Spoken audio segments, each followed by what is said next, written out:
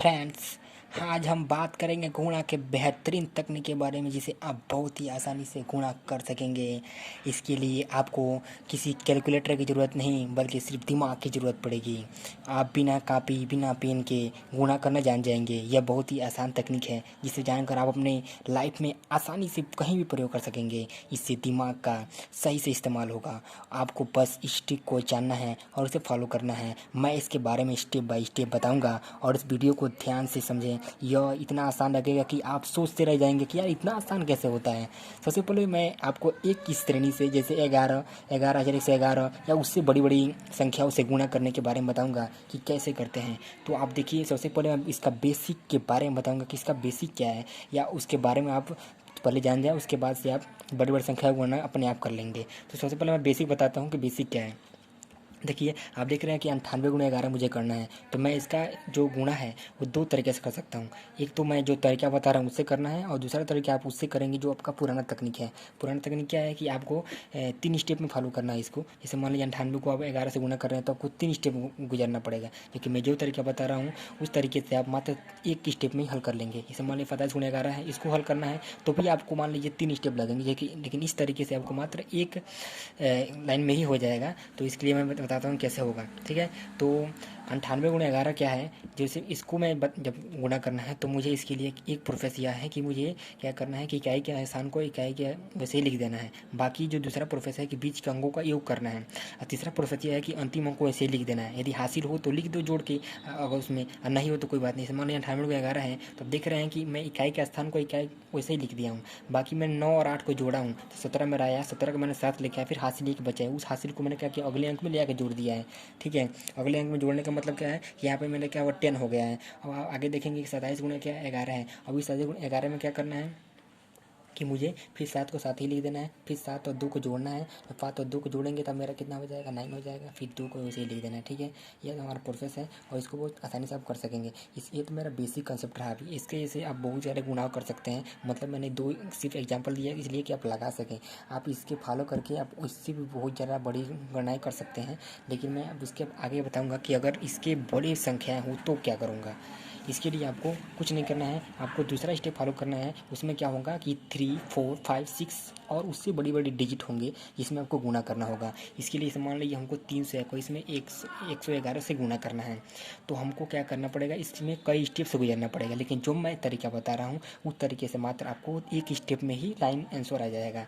तो आप देखेंगे क्या हो रहा है कि जो पहला स्टेप है वह स्टेप यह है कि जितने भी अंक होते हैं, जितने भी मतलब एक होते हैं, उसमें जो अंक होगा उसमें क्या होगा कि 2 जीरो, मतलब इस 3 अंक हैं तो आपको 2 जीरो दोनों तरफ लगाने होंगे। अगर 3 एक है तो मतलब दोनों तरफ 2 जीरो लगाने होंगे। अगर 4 एक है तो दोनों तरफ मतलब एक कम, 4 से एक कम क्या होता है 3, मतलब दोनों तरफ आपको 3 जीरो लगाने हैं। और फिर क्या करना होता है, जितने भी एक होते हैं उतनी अंकों को परस्पर जोड़ते हैं। ओके, यह प्रोसेस होता है इसका हल करने का। तो मैं करके दिखाता हूँ कि कैसे हुआ है यह। जैसे मान ली 321 और 111 मैंने ऐसे लिख दिया, ठीक है। अब देख रहे हैं मैंने दोनों तरफ 2 जीरो क्यों लगाया हूँ।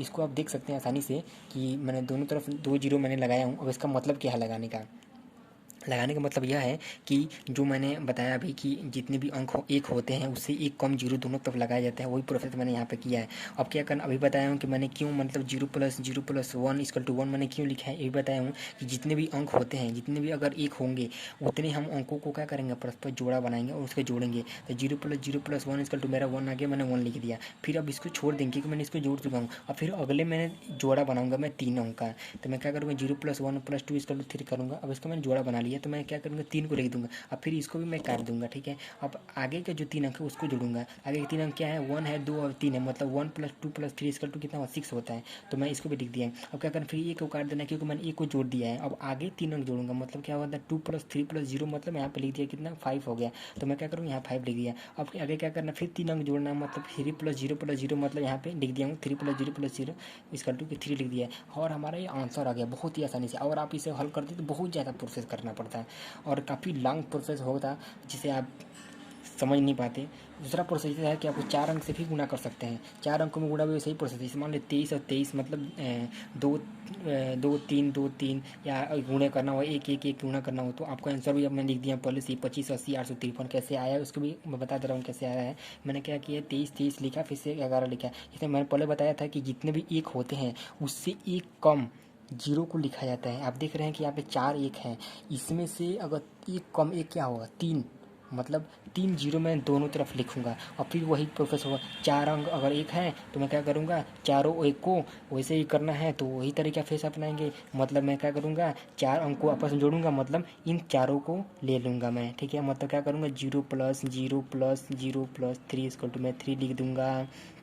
फिर अब इसको एक को छोड़ दूंगा मैं, क्योंकि अब इसको जोड़ लिया हूँ, अब आगे जोड़ूंगा मैं। तो 0 + 0 + 3 + 2 देख रहा हूँ, मेरा कितना आ रहा है 5 आ रहा है, अब मैं 5 भी लिख दूंगा। फिर इसको भी काट दूंगा, फिर आगे चलूंगा तो 0 + 3 + मतलब करना होता है ना, तो 0 + 3 + 2 + 3 मतलब कितना हो गया 3 2 5 3 8 8 कर दूंगा। फिर और आगे चलेंगे, अब फिर से चूँकि जीरो भी जोड़ दिया हूँ उसको भी, अब और आगे चलेंगे तो फिर 4 डिजिट लेंगे तो देख लेंगे क्या होगा 3 + 2 + 3 + 2 = कितना होता है 3 2 5 3 2 5 मतलब 10 हो गया। अब 10 का जीरो हो गया, मतलब मेरा हासिल 1 बचा है। अब इसको अगले अंक में जोड़ेंगे तो अब इसके बाद से हम जो प्रोसेस होता है अब इसको भी छोड़ देंगे, क्योंकि इसको मैं जोड़ चुका हूँ। अब फिर 4 अंक लूँगा मैं, क्योंकि जोड़ा बनाना है ना, इसलिए 2 + 3 + 2 + 0 = कितना होता है 3 2 5 2 7। अब 7 तो हुआ मेरा, लेकिन यहाँ पे एक हासिल बचा हुआ है, एक मेरा बचा हुआ है, इसलिए मैं क्या करूँगा यहाँ पे जोड़ूंगा तो 7 + 1 कितना होता है 8 होता है। फिर आप और आगे चलेंगे देखेंगे तो ये चूँकि इसको भी जोड़िए, अब इसको भी छोड़ दूंगा तो इसमें देख रहे फिर 4 अंक लूँगा मैं, तो देख रहा हूँ 3 + 2 + 0 + 0 = कितना होता है 5 होता है।